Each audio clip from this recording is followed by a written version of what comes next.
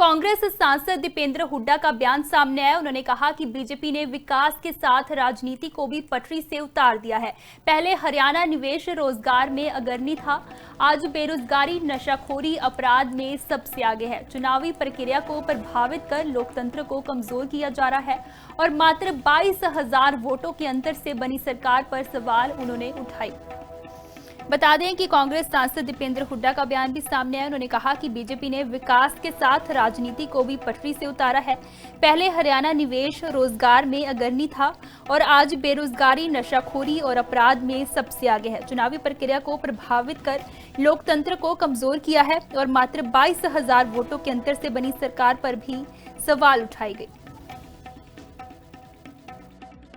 बहुत बड़े स्तर पे यंत्र मंत्र तंत्र का प्रयोग हुआ है। साम दाम दंड भेद की हर सीमाओं को लांघकर चुनाव आयोग ने भाजपा की मदद करने का कार्य किया। हरियाणा के अंदर कभी चुनाव की डेट बदलने से की बात से लेकर कभी डेट को दोबारा बदलने की बात से लेकर, और जैसे मैंने कहा कि हर तरह के हथकंडों को अपनाने का काम भाजपा ने किया।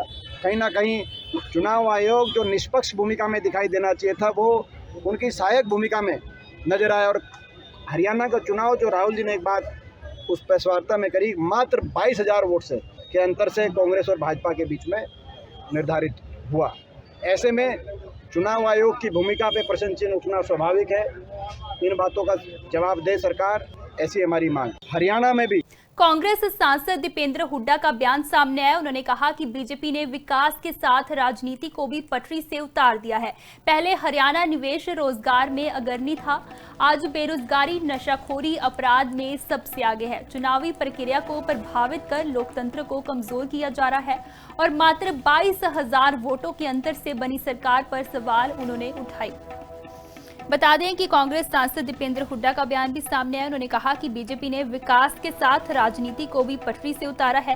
पहले हरियाणा निवेश रोजगार में अग्रणी था और आज बेरोजगारी, नशाखोरी और अपराध में सबसे आगे है। चुनावी प्रक्रिया को प्रभावित कर लोकतंत्र को कमजोर किया है और मात्र 22,000 वोटों के अंतर से बनी सरकार पर भी सवाल उठाए गए।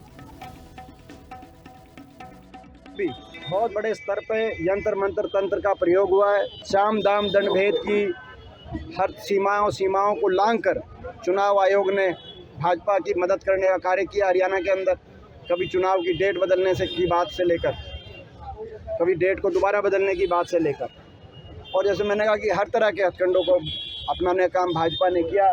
कहीं ना कहीं चुनाव आयोग जो निष्पक्ष भूमिका में दिखाई देना चाहिए था, वो उनकी सहायक भूमिका में नजर आया। और हरियाणा का चुनाव जो राहुल जी ने एक बात उस प्रेस वार्ता में करी, मात्र 22,000 वोट से के अंतर से कांग्रेस और भाजपा के बीच में निर्धारित हुआ।